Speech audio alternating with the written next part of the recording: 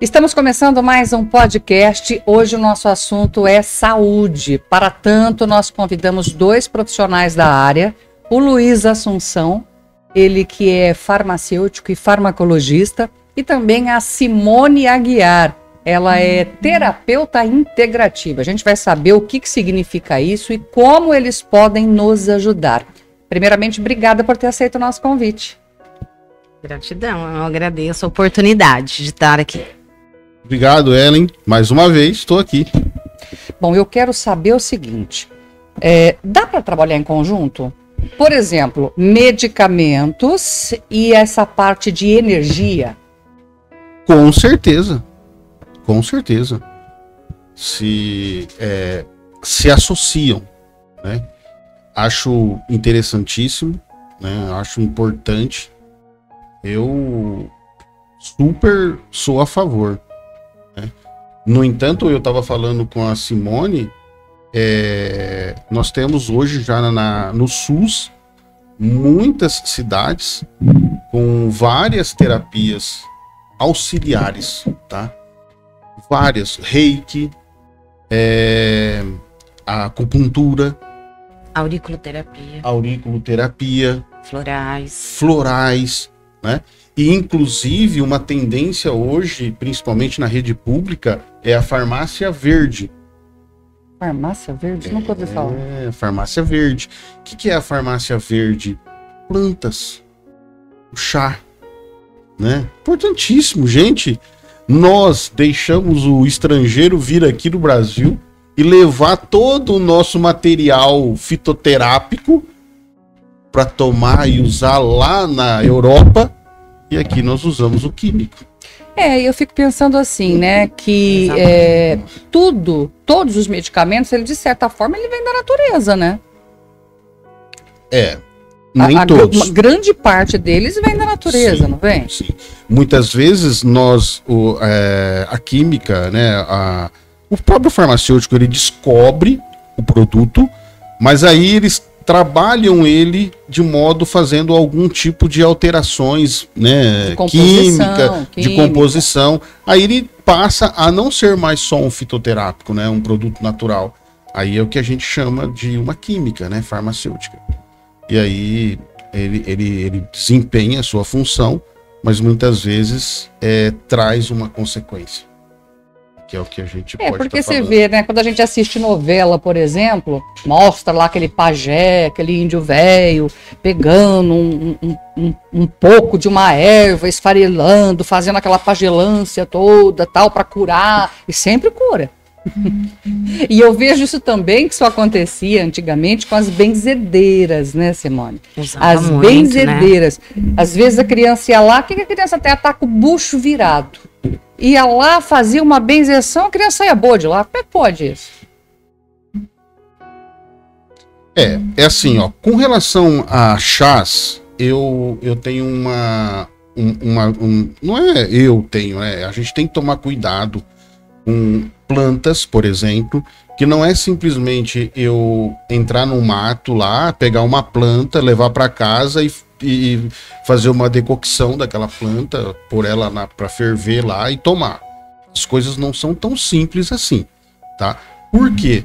A planta também tem o tempo para colher, para usufruir de algum benefício ativo dela. Não é você pegar você chupa uma laranja em qualquer momento, o fruto tem que estar maduro. Com certeza. Com certeza, né? Então, a gente precisa saber direitinho para a gente poder usar. Então, quando eu falei da farmácia verde, tudo que é usado é tudo muito bem estudado. E o tempo certo de você colher aquela planta, de você fazer o preparo.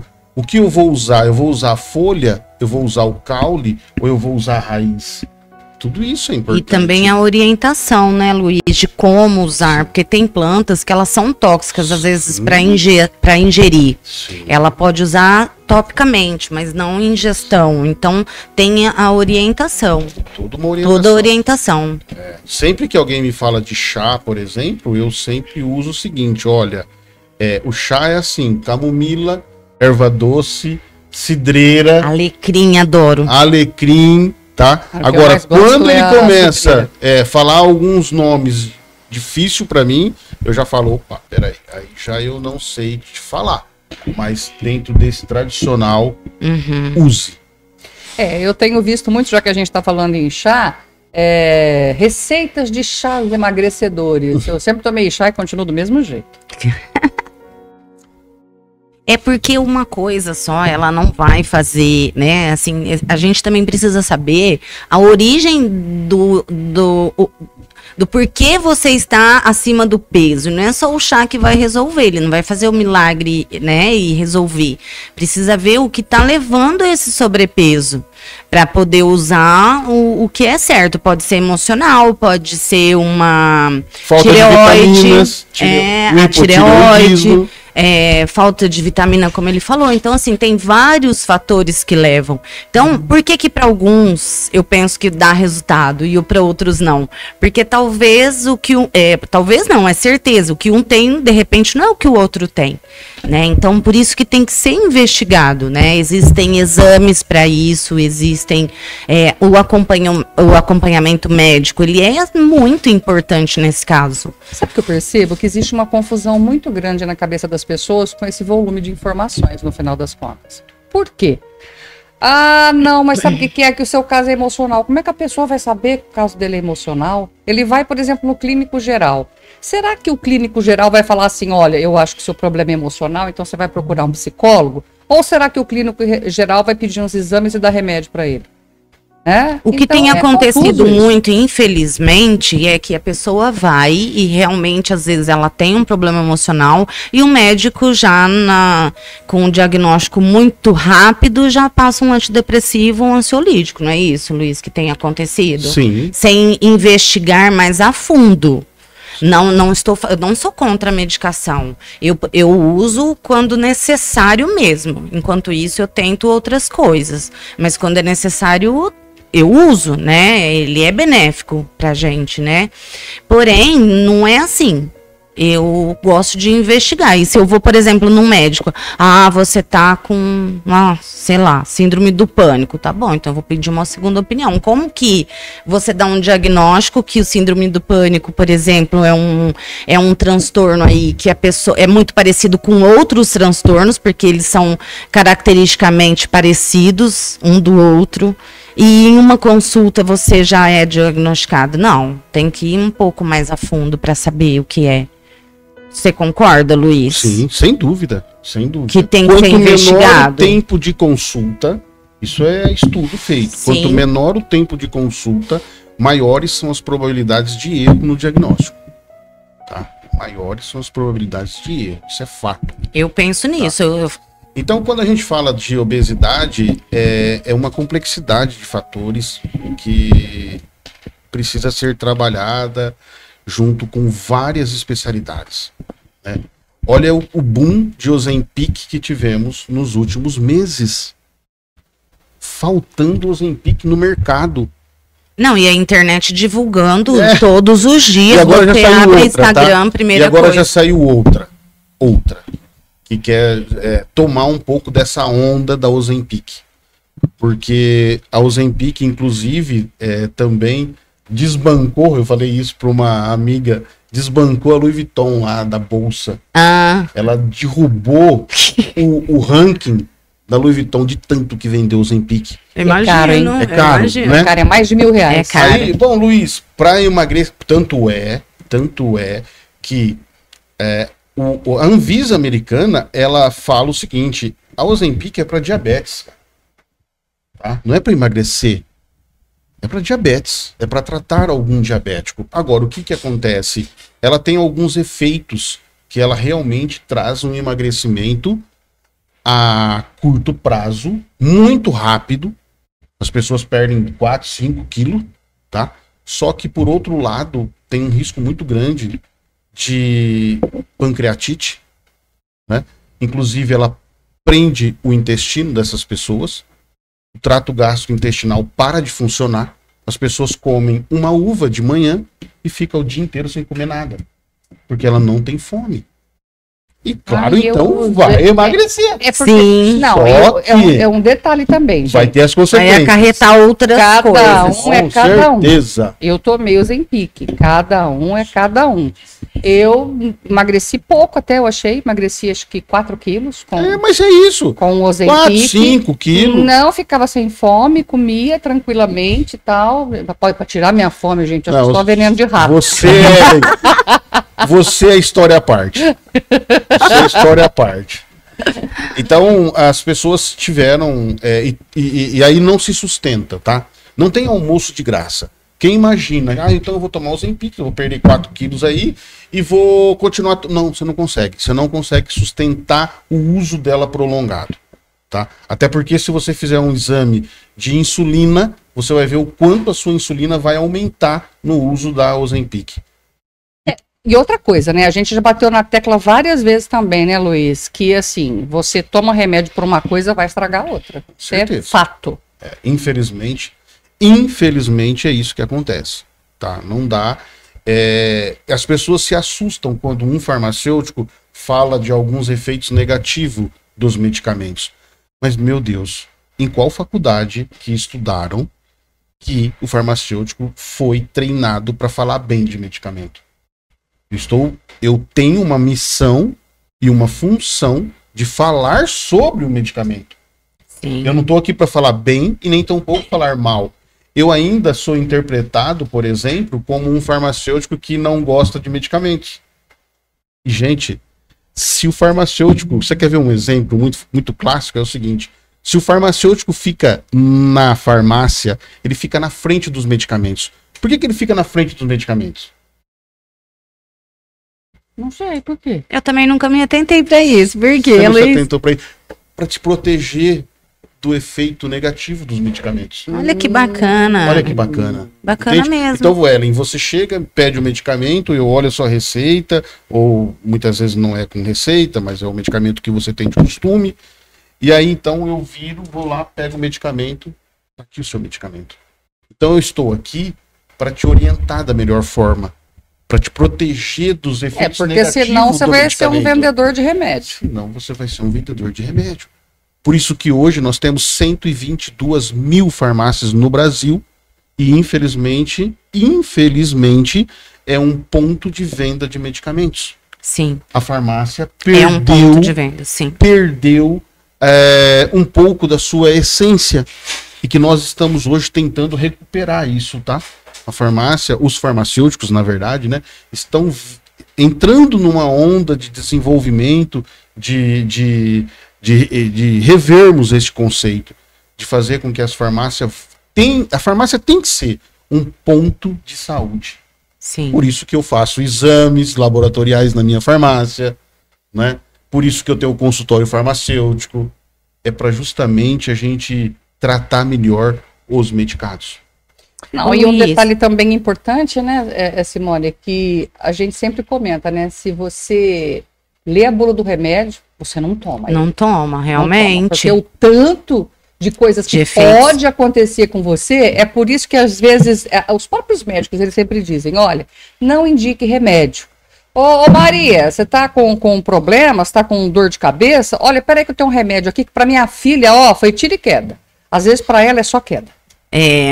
Exatamente. E você sabe que isso acontece com os óleos essenciais. Eu vou dar eu vou te dar um exemplo, Luiz, que você tá falando aí, tá passando um filme na minha cabeça aqui, né? Porque é assim, os óleos essenciais, Ellen, é maravilhoso, é tudo muito lindo, é uma delícia, é ótimo. Só que existem as pessoas que vendem o óleo, que também é um ponto de venda, e tem os que orientam. Ellen, eu já peguei casos de pessoas que têm... Na verdade, foram 2 pessoas que têm problema de câncer de mama e que o ponto de venda indicou usar gerânio. Não pode. Porque ele acelera o metabolismo, ele vai te dar problema. O alecrim, por exemplo, Luiz, ele não é bom para quem tem pressão alta. E aí, o que que acontece? Não usa o gerânio, porque o gerânio é ótimo. Sim, ele é ótimo, mas a gente tem que fazer uma anamnese antes. Tem. Perfeito. Porém, você entendeu o que eu quis dizer? Não para certas pessoas. Nós precisamos fazer um... Pera um pouquinho, você tá passando por... Você quer usar o gerânio? Então, vamos lá, vamos fazer um levantamento de saúde, se você ingere bebida alcoólica, se você tem algum problema de saúde, se você toma alguma medicação controlada. Então, não é porque é natural que as pessoas vão lá e usam e abusam. Por exemplo, a posologia do óleo essencial. Tem pessoas, eu já vi médico homeopata, não é daqui de Bebedouro, eu estava num grupo de homeopatia e o médico homeopata fazia o uso complementar de óleos essenciais e ele chegou a indicar 15 gotas de óleo essencial de limão para fazer um detox numa cliente. Ah, eu não estava aguentando aquilo, a gente acabou até batendo boca e eu saí do grupo, não estou mais, porque 15 gotas de óleo essenciais por dia é uma overdose de óleo essencial. E não é porque é natural que você pode usar 15 gotas. Cada gota, Luiz, não sei se você tem esse conhecimento, né, na parte já do natural, né, dos óleos. Cada gota de óleo essencial, vou dar o exemplo de limão, são 25 plantas, 25 frutas para tirar uma gota de óleo essencial. Nossa. É bem concentrado. Ele é muito concentrado. Então, qual a posologia normal? Para quem nunca usou 2 gotas diárias, aí você vai, um médico homeopata te receita 15 gotas. Pode te dar um processo alérgico, pode te dar, sei lá, sabe? E não é porque é natural. Então, isso de automedicar, que nem você falou, não, toma lá um remédio, é muito sério isso, muito. E muitas vezes a pessoa deixa até de tirar o proveito, né? Real do produto. E achar até que o produto não é legal. Exatamente. Né? Isso é um trabalho que eu faço, inclusive, na farmácia, com relação aos medicamentos. Eu amo os medicamentos. Ninguém mais pode gostar dos medicamentos como eu. Eu adoro os medicamentos. E é o seu trabalho, né, Luiz? É o seu trabalho. Eu fico muito triste quando eu vejo pessoas usando medicamento de forma errada. Sim, é muito triste, sabia? Uma coisa que ele bate bastante, que eu acho bem interessante, você não tem que tratar a doença. Você tem que tratar a saúde. Sim. Né? Porque senão você vai ficar dependente a vida inteira de remédio. Exatamente. Só corrigindo assim, não é que é não o que tem a gente estava falando doença. antes. Você pode medicar a doença. Você pode medicar ela, o sintoma. Né? Eu não posso ver um hipertenso sem o antihipertensivo. Não, sim. O sintoma. Mas eu também tenho que descobrir por quê, que a pressão dele está subindo. Eu preciso, justo. Só que eu preciso trabalhar melhor as questões de saúde não tratadas. Por exemplo, eu atendo um paciente hipertenso, aí eu faço uma seguinte pergunta para ele: você ronca? Ele fala, muito. Cara, já tem a apneia do sono. Putz, já tem a apneia do sono. Esse paciente é um que vai acordar no outro dia mal, não descansou, estressadíssimo. Tudo para ele vai ser motivo para ele chutar o pau da barraca. E aí a pressão dele vai subir. Não, sem contar que afeta uma noite mal dormida, um sono que não é reparador, você mexe com o humor, com a saúde, com a memória. Tudo. É uma coisa que eu prezo nos meus atendimentos homeopáticos e florais, Luiz, é a pessoa dormir bem. A pessoa repousar, o sono repousante, o próprio, assim, ele é reparador. Com certeza. Sabe? Tanto físico como mental, emocional. Vê, né? Eu não sabia que eu tinha apneia do sono. Eu não sabia. E quem descobriu foi a psiquiatra. Que a psiquiatra tem a ver com isso. Tudo pois é, também, a né? psiquiatra. Como é que você dorme, Eli? Eu falei, deitada. Ela falou, engraçadinha. Você dorme bem? Eu durmo de joelho. Eu também, eu não tiro pra dormir. Não tira. Essa é velha, hein? Ó, aí eu falei, eu acordo cansada, né? E aí é que eu fui ficar sabendo que eu tinha a apneia do sono, porque eu acordava cansada. Falei, vamos fazer uma polissonografia. Aí fiz os exames. E deu que eu parava de respirar muito tempo durante a noite. Olha isso. Eu falei assim, né, então, mas o ronco não é só um problema? Eu falei assim, olha, tem vários tipos de ronco. Esse ronco que você tem, que é aquele que você tem que buscar o ar para respirar, é porque a sua glote fechou, né? O cérebro, ele é muito inteligente. O que ele faz? Ele te acorda para falar, ó, você tá morrendo, né? Mas olha só, numa dessas você pode morrer. É isso aí. Sim. 90% é muita coisa. 90% dos que roncam não tem diagnóstico de apneia. Eu tô dentro desses 90 Não aí. tem diagnóstico. Então, quer dizer, O pessoal fala, existe porque uma bebeu, população porque tava inteira. cansado. Canseira. A gente ouve muito isso, né? Isso, Cansaço. isso. Então, gente, é assim, 90% da população que ronca, e aí Tem começa problema. com os homens, tá? Os homens a partir dos 30 anos já estão roncando, porque eles vão ganhando peso mais rápido, já estão roncando. Aí as mulheres, depois dos 50, elas se igualam aos homens na prevalência do ronco e apneia do sono. Por que o obeso ronca mais? Então, porque fecha mais a garganta. A gordura fecha a garganta. Então, é esse meu estilo aqui, ó, pescocinho curto. Isso. Inclusive, eu sou um ótimo roncador. Portanto, também uso CPAP. Tá. Há 10 anos. Então, eu falo sobre isso com duas propriedades, né? Propriedade de que eu estudo e propriedade do que eu uso, do que eu faço uso. Entende? Eu sou menos estressado hoje com 50 anos de idade do que eu quando tinha meus 32, 33 anos. Eu era muito mais estressado. Por quê? Porque eu não usava o CPAP ainda. Bom, para quem não sabe, gente, o que é o CPAP, ele é um aparelho motorzinho. que tem um motorzinho, né? E aí, alguns com água, outros sem. O meu, no caso, ele tem água, né? Nesse motorzinho. Aí tem uma traqueia que você coloca no aparelho e essa traqueia vem bem comprida, né? Pra dar para você deitar e ficar Uma com ele. mangueirinha, né? Uma mangueira, Você fica né? falando traqueia aqui Uma também. traqueia que é ó. grossa. É. E aí você coloca em cima do nariz, Uma máscara. né? Em cima do nariz, assim, e vai jogando aquele ar umidificado Sim. para dentro da sua narina e abre a garganta. No meu caso, por Perfeito. exemplo, o que acontece? A garganta, ela é flácida, a minha, por dentro. Então, o que acontece? Quando deita e relaxa, ela cola. E aí fecha e não tem respiração. Não passa ar. Não passa ar. Com o CPAP, ele joga esse ar e vai abrindo a garganta. E como pra poder você respirar. descobriu isso, Ellen? Porque eu acordava cansada. Não, mas da garganta flácida. Aí foi a médica que me falou, né? Porque depois dos exames que eu fiz, e aí Mas é apontou todo isso. mundo é esse mesmo sintoma, né? É. É o mesmo padrão. Aí tem hipotireoidismo, pode estar envolvido, ao uso de alguns medicamentos.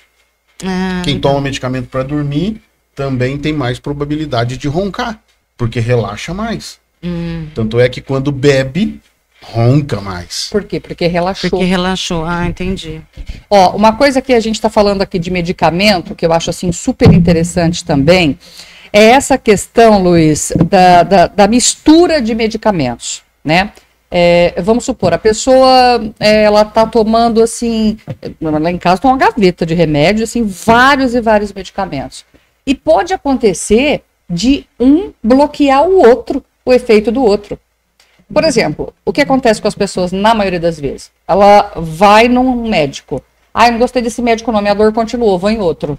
Aí vai comprar outro remédio. Aí esse aqui também não gostei não, vou em outro. Quando vai ver, ela tá tomando 3 versões daquele remédio e não está resolvendo. Por quê? Porque o verdadeiro problema que está ocasionando aquele não foi levado em consideração, não é isso, Luiz? Sim, ó, uma coisa que acontece hoje muito é isso que você falou.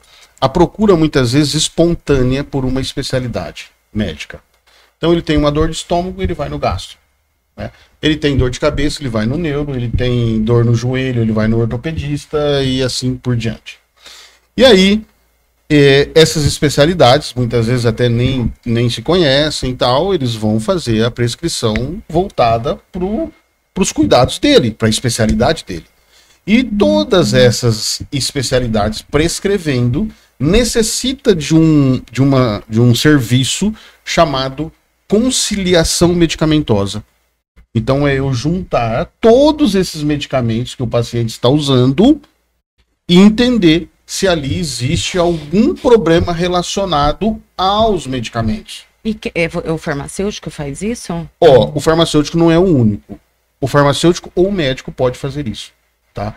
E normalmente o médico não tem tempo para isso, né, gente? Entendi. Porque é muito tempo. Você precisa Olha só, vou te dar um desprender para exemplo. isso. Vou te dar um exemplo, Simone. Eu tive o câncer de mama e aí eu tomava 2 medicamentos que a psiquiatra me receitava. Era lamotrigina e venlafaxina. O oncologista falou assim, ó, você vai ter que trocar a venlafaxina por um outro medicamento. Falei, por quê? Porque você vai tomar o tamoxifeno e um anula o efeito do outro. Então, hoje eu tomo desvenlafaxina no lugar da venlafaxina, tem algum componente ali que a gente não conhece, mas que inibia o efeito do tamoxifeno. Aí eu tava conseguindo emagrecer com o BUP, oh maravilha, até que me chegou a informação, pode parar. Por quê? Inibe também o tamoxifeno, não pode.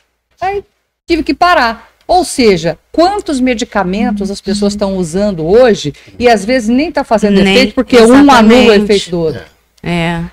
Assim, quando só anula, de repente... Ainda tudo bem. Ainda tudo bem. Mas nós temos um medicamento... Pior se causa... a maioria das interações, a grande maioria das interações causa sintomas leves nos pacientes. O que é sintomas leves? Ele tem, por exemplo, uma tontura. Todo dia, uma tontura. E aí, se não for bem interpretado, ele entra numa cascata iatrogênica de prescrição. A cascata iatrogênica é assim, ele está tomando 2 medicamentos e está dando tontura nele, mas não foi interpretada essa tontura como uma interação medicamentosa, ele acaba recebendo um medicamento para labirintite. Certo? É isso que acontece. Muito. Isso não é raro, não. Isso é muito comum. E pode acontecer da pessoa ter labirintite por conta... A labirintite mesmo, tá? Não a tontura gerada por conta de medicação. Não. Então, pode acontecer dele ter tontura. Só tontura. Só tontura. Não aqueles outras características da maioria das tonturas, muitas vezes, não tem nada a ver com a labirintite. A labirintite recebe o nome, recebe a culpa. Entendi. Né? Mas muitas vezes tem interação medicamentosa acontecendo. Ele toma um medicamento sem ele saber, porque não sei o que lá, ele toma um Draminzinho para ajudar no sono até. E aquilo potencializa efeito de outros medicamentos. E aí ele pode ter tontura. E você sabe que não é só de medicamento com medicamento, né? Até com alimentos, né? Sim. As interações acontecem de 3 maneiras. Medicamento. Então, medicamento com medicamento. Medicamento com doença. Medicamento interage com doença. Tanto prejudicando ainda mais alguma doença no seu corpo, tá? E também medicamento-alimento. Então tem medicamento, por exemplo, a vitamina D. Qual é o melhor horário para eu tomar vitamina D? Junto com um alimento gorduroso. Eu vou absorver melhor aquela vitamina D. Olha, nunca eu tive essa informação. Ela é uma vitamina lipossolúvel. Todas as vitaminas lipossolúveis, A, D, K e E, tem que ser tomado junto com um alimento gorduroso. Você vai aproveitar mais. Se você tomar ela num intervalo de refeição, com o estômago vazio, apenas com água, você vai diminuir o efeito de absorção. Olha que interessante. Simone, agora as questões de ordem energética, né? Independente de crença religiosa, nós sabemos que tudo na vida é energia. Sim. Tanto é energia que eu já tô dando choque. Né? Quando assim tá sem chover, já aconteceu de eu relar em alguém, dar choque, de eu chegar a ver faísca. Né? Então brincadeiras à parte. Quando é assim, não, mas isso é real que acontece. É real, entendeu? Então assim, nós somos energia pura. E trabalhar com essas energias é muito positivo, ajuda também, né? Muito, muito. Deixa eu só explicar a questão sobre as terapias integrativas, né?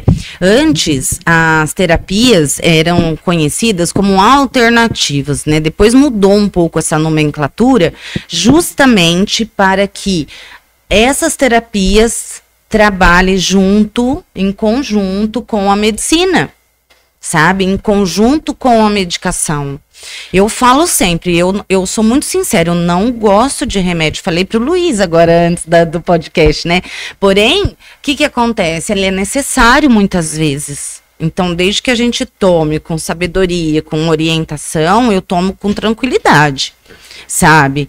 Mas, e a mesma coisa acontece com as coisas naturais, Ellen. Como a gente estava falando do óleos essenciais. Os óleos essenciais, eles são muito benéficos. Eles existem há 4.000 anos antes de Cristo. Sabe, a homeopatia existe há muitos anos.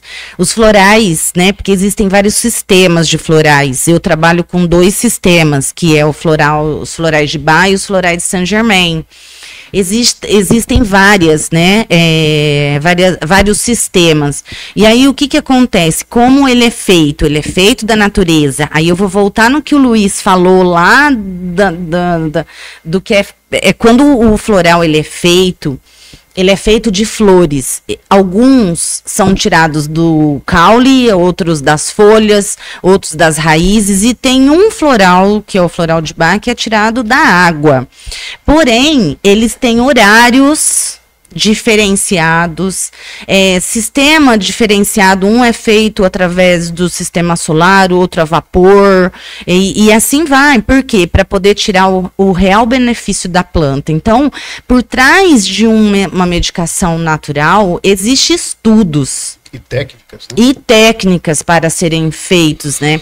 Então, não é uma coisa que você, é natural, não vai fazer. Ele faz sim. Se você tomar a medicação corretamente, os florais, ou a homeopatia, ou os óleos essenciais, ou os chás, né, as ervas. Eu indico muito também, Luiz. Mas de que forma? Eu estudei para isso. Eu não sou um ponto de venda de óleos essenciais, tanto é que eu não trabalho com venda, eu só trabalho com a indicação por conta disso, sabe? Para poder orientar. A importância de você buscar um médico, a importância de você buscar um terapeuta para poder te medicar corretamente é muito importante. Mas até agora nós estamos falando, por exemplo, de coisas palpáveis. O óleo essencial, ele é palpável. Tá. As ervas são palpáveis. Mas e quando você benze? E quando você aplica reiki? E quando você aplica a barra de Axis? E aí? Então, Ellen, mas isso que eu tô dizendo, ele tá interligado com a energia. Por quê? Os florais, por exemplo, ele é feito de energia, né, da energia da planta. E o que acontece quando você ingere? Eu até tenho uma live que eu fiz só sobre os florais de Bach, como que ele age. Quando você começa a tomar aquele frasquinho de 30 ml, e a primeira semana ele tem 4 etapas de efeito, tá? Então, quando você começa a tomar, ele começa a agir em você na sua parte vibracional. Ele não vai agir no seu físico, nem no seu emocional ainda. Ele vai trabalhar o seu corpo vibracional. Você entendeu como está relacionado à energia? Né? Então, a medicação natural, ela também é energia. Ela também trabalha com a sua energia vibracional e a sua frequência energética, tá? Então, as barras de Axis, que são esses processos corporais, o reiki e outras mais que eu trabalho, né? Trabalho com várias ferramentas naturais. O que acontece? São processos que vai trazer para você consciência. Então, a gente vai trabalhar a sua consciência, porque assim, a mudança, ela começa de dentro. A sua mudança. Então, você mudando a sua energia, a gente está falando de energia, você mudando a energia, o seu campo vibracional, você começa a mudar as coisas ao seu redor. Você começa a mudar, é tudo uma... Como que eu vou te dizer? É uma via de mão dupla, entendeu? Eu tô fazendo a minha parte, o universo vai me dar. Mas por quê? Porque o universo é bondoso comigo? Não, porque eu mudei a minha vibração, eu mudei a minha frequência, eu mudei o meu estado de pensamento e tudo mais. Então, isso tudo é energia. Certo. Eu costumo muito falar para as pessoas a respeito disso, né? Que dá para juntar as duas coisas. Com certeza. Eu vou te dar um exemplo muito comum, tá? Não é uma crítica, mas infelizmente é uma constatação. Eu já vi alguns casos, já tive até bem próximo a mim alguns casos que são os seguintes. A pessoa, ela tem uma religião, não importa qual, ela descobre um câncer e diz, eu não vou tratar, porque Deus vai me curar. Agora, quem é que fez o médico? Deus. Quem é que fez o farmacêutico? Deus. Quem é que fez a inteligência, né, para desenvolver, para fazer pesquisas, para descobrir o que é bom? É Deus. Mas algumas pessoas, elas se negam a tratar. Ninguém está dizendo aqui, ó, vá só no médico, não vai nesses tratamentos da Simone, não, tá? Não, vai no médico. Toma o remédio do Luiz, vai na terapia, porque é um combo de informações e de coisas positivas que existem. Porque se tudo tem, ô Luiz, o lado emocional, se tudo tem a questão emocional, você precisa tratar dela também. Com certeza. Sim. Com certeza. Origem das coisas, né? E aí, que nem, por exemplo, o corpo físico, o corpo mental e o emocional, ele não foi feito para resolver problemas. E aí, para onde vai tudo aquele seu emocional? Vai para o corpo físico. E o corpo físico é uma forma dele falar para você assim, ó, vai cuidar da sua saúde. E é onde entra a medicação, é onde entra o tratamento com um olhar diferenciado, né? Você chega lá, você tá com síndrome do pânico, espera um pouquinho que eu vou te dar lá. Ó, você tem depressão, vou te dar um pomelor lá, sei lá como é que chama aquilo. Então, não é simplesmente isso. Sim, dá para trabalhar várias coisas em conjunto, por isso chama integrativa. E essa questão religiosa é uma crença, gente, uma crença muito negativa, muito limitante, que acaba impedindo as pessoas de ter uma qualidade de vida melhor. O que é qualidade de vida, Ellen?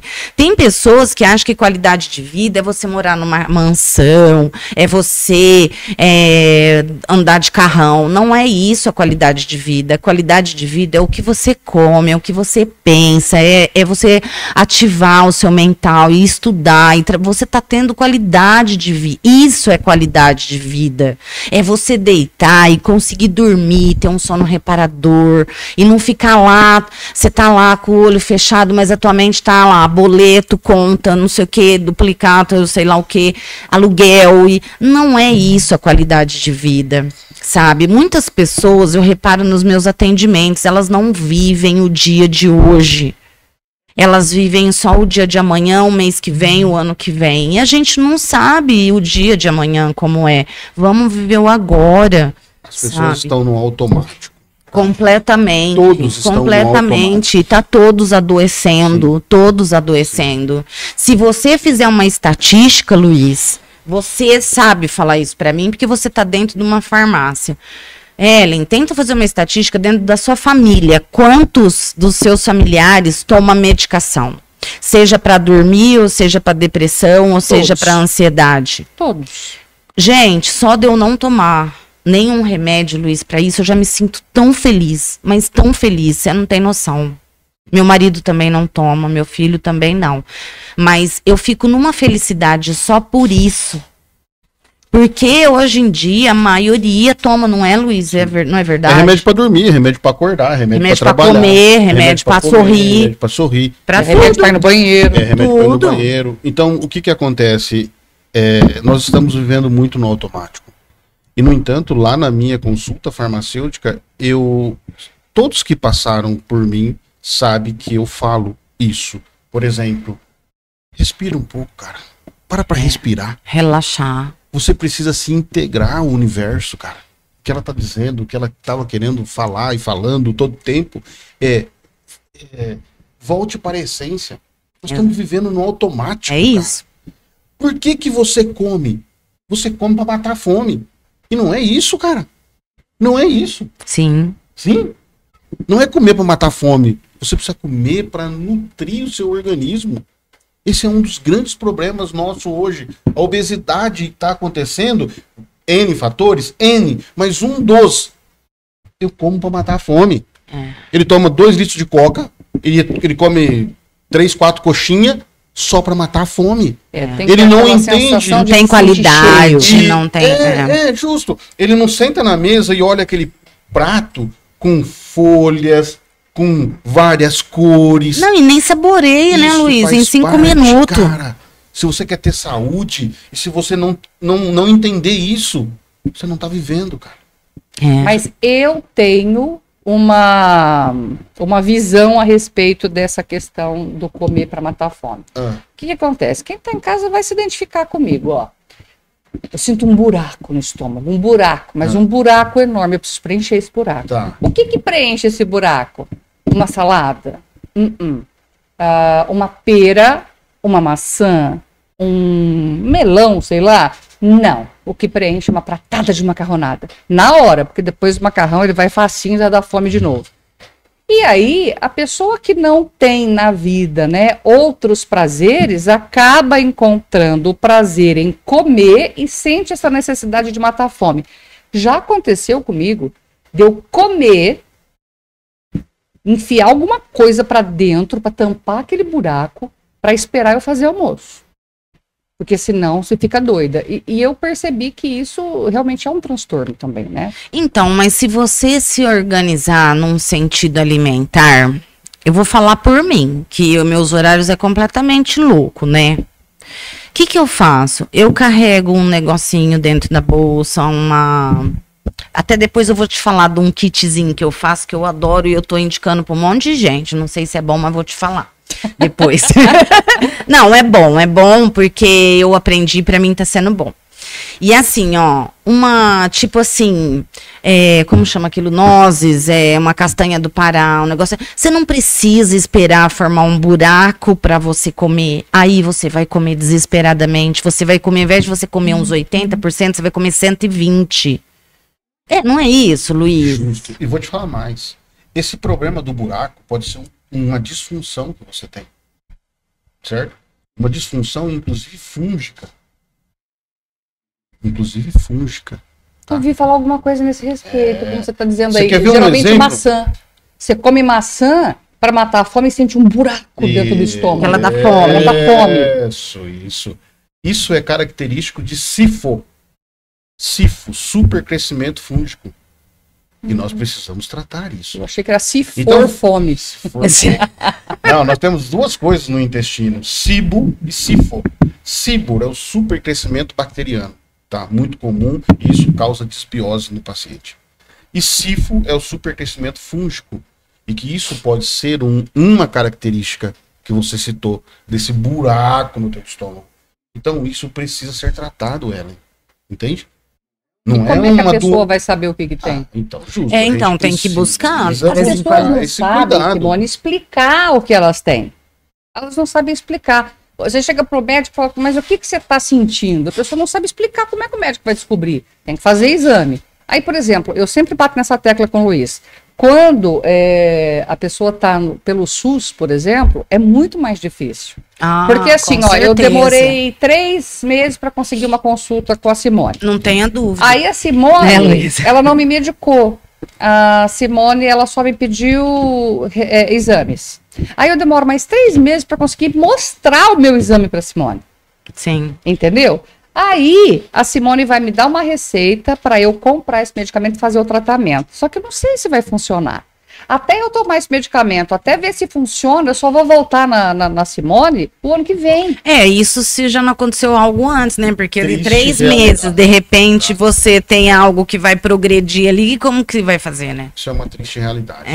Infelizmente. Infelizmente, hoje, o paciente leva 1 ano para ter um diagnóstico. A partir do momento que ele teve a iniciativa de ir atrás. 1 ano. Sim. Para marcar, como você falou, depois para esperar o exame ficar pronto e depois para retornar. Certo? E outra coisa, quando ele recebe uma medicação, muitas vezes num intervalo aí de 7 dias, ele não se dá bem. E aí ele precisa voltar. E aí ele não consegue. Não consegue. Muitas vezes ele desiste até do tratamento, porque eu não me adaptei. Então, infelizmente, aí a gente cai no sistema que nós precisamos rever isso daí. Vou te dar um exemplo. Um dos principais problemas da tuberculose é que o tratamento é longo e cheio de efeitos colaterais. Então, o que acontece? O tratamento é no mínimo 6 meses. O que acontece? As pessoas, elas não conseguem. Por exemplo, elas estão ruins. Aí elas tomam remédio 1 mês. Aí tem aquele monte de efeito colateral. Fala assim, já melhorei, vou parar. O que acontece? A doença não foi embora. Ela está ali, ela pode se fortalecer. E ela pode voltar ainda pior, ela pode até levar a pessoa embora. Em caso de, por exemplo, de antibiótico, se não toma o ciclo direitinho, ela não causa uma resistência maior, Luiz? E tem que ficar mudando de antibiótico? Pode acontecer. Já aconteceu comigo. Porque a pessoa não toma corretamente. E aí você tem que eliminar, né? Começou a guerra, tem que eliminar. E aí você melhora, vou parar com esse remédio. O urologista, ele fala isso. O urologista, ele fala, você tem que tomar o remédio até o fim. Aí não, eu tô lá com aquela infecção de urina, aquela dor insuportável, eu comecei a tomar o ciprofloxacino, né? Que é o basicão. Aí você toma o cipro. Vixe, e como entendo, menina? Aí toma o cipro, você precisa tomar 7 dias, eu tomei 4. Não, já passou. Passa um pouquinho, vem ela mais forte ainda. Só que aí o cipro não faz mais efeito. Aí eu tenho que ir para macrodantina. Aí vai na macrodantina. Aí eu tenho que tomar bonitinho. Se eu não tomar, ela vai voltar mais forte ainda. Você sabe o que eu já tive que fazer? Eu já tive que ir pro hospital, deixar um scalp na veia e ir lá todos os dias tomar um que não é possível tomar por boca. Era um antibiótico fortíssimo, porque todos os da linha normal que já tinha tomado. Deve ser de alto espectro, né? Ainda, voltando na questão da alimentação, tem uma coisa muito importante quando eu falei aqui que do automático, né? Da gente sair do automático. A gente vive muito no simpático. O sistema nervoso autônomo, ele é guiado por dois neurotransmissores, simpáticos e parasimpáticos, certo? Então, quando alguém vai comer e tá no automático e começa a dar aquelas garfadas, a comida para aqui. Já aconteceu isso com você? Já. Muito. Muito. Muito. O que isso tá dizendo para você? Toma água. Não, tá dizendo o seguinte. Senão você vai morrer sufocada. Você não estava preparada para comer. Apesar de estar com fome, o seu sistema digestivo não estava preparado, Ellen. Porque você estava no simpático muito alto. A rotatividade está lá fervendo para você fazer isso, fazer aquilo, não sei o que, não sei o que. Então eu falo assim, cara, tu tem que sentar, respirar um pouco, trazer o seu parasimpático para que você, então, prepare o seu sistema digestivo para receber o seu alimento, cara. Isso faz total diferença. Isso faz um mal depois, não é, Luiz? Não tem jetão. Não tem. Para tudo. E aí ele vai até a noite com aquilo parado. Por quê? Porque não... Gente, o nosso sistema digestivo é uma indústria. É igual uma indústria. Tem processos, cara. Se as pessoas não parar para pensar sobre isso, nós vamos continuar adoecendo. Entende? Bom, é isso, gente. Eu acho assim, o objetivo desse podcast era realmente tratar desses dois assuntos, né? Porque hoje em dia nós sabemos que existem muitas maneiras de se tratar doenças. E qual o título que a gente deu? Vamos conversar sobre o assunto, vamos entender, porque o que tá ruim pode piorar. Pode piorar tomando remédio? Pode, como o Luiz falou. Pode piorar fazendo tudo errado, como a Simone disse, na questão do óleo, por exemplo? Pode piorar. Então, o ideal é procurar sempre uma segunda opinião. Um bom profissional. Sim. Um bom profissional. Né? Conversar com várias pessoas. E outra coisa, não ficar ouvindo qualquer pessoa. Você tem que ouvir uma pessoa que entende, que estudou. Nem o Google, tá? Gente. Porque tem o Dr. Google também, né? Tem o Google que eu oriento meus clientes. Já tive problema de receitar uma medicação e aí a pessoa veio em mim e falou assim, mas você vai me dar um arsênico? Porque tem o arsênico alvo da homeopatia. Mas isso não é veneno? Eu não sabia nem o que responder, Ellen. Juro mesmo. Por quê? A pessoa vai buscar na onde, bem? Na internet. E outra coisa, gente, o que cura a Simone pode matar a Ellen. Né? É assim que funciona. Para ela funciona, para mim não. Eu vejo muita gente que é pseudo-médico, sabe? Sim. Não, isso é bobagem. Esse médico não entende nada. Pode tomar isso aqui que eu te dou certeza. Tá. E se não der certo? O médico, ele pode perder o CRM. O médico acaba com a carreira dele. E você, que indicou uma coisa que matou outra pessoa, vai acontecer o que mesmo com você? Nada, né? Então, você, né, que está nos acompanhando, a dica que fica é: procure profissional competente, especializado, que estudou, que sabe do que está falando, tá? Porque eu acho que essa é a única maneira da gente conseguir tratar, como sempre o Luiz diz, não só as doenças, mas principalmente a saúde. Sim. Sim. Sem dúvida alguma. É, porque o veneno... O diferencial hoje é isso, é tratar a saúde, tá? Sim, e a saúde, ela está relacionada com a sua saúde mental também, né? A saúde mental tem que andar junto com a saúde física. Saúde mental, física e Emocional, Sim, espiritual. tem que andar junto, porque você não consegue só ir, por exemplo, vou dar um exemplo de academia. A pessoa só vai na academia e fica tomando aquele monte de coisa que um lá indicam, né, na academia, sim. né? Um indica pro outro, toma isso aqui que é bom, toma isso aqui que é bom, e a pessoa vai ficando. Só que o mental e a saúde realmente física, porque não é só ter um corpo bonito e um abdômen lá chapado e que tá tudo bem, não. Será que tá?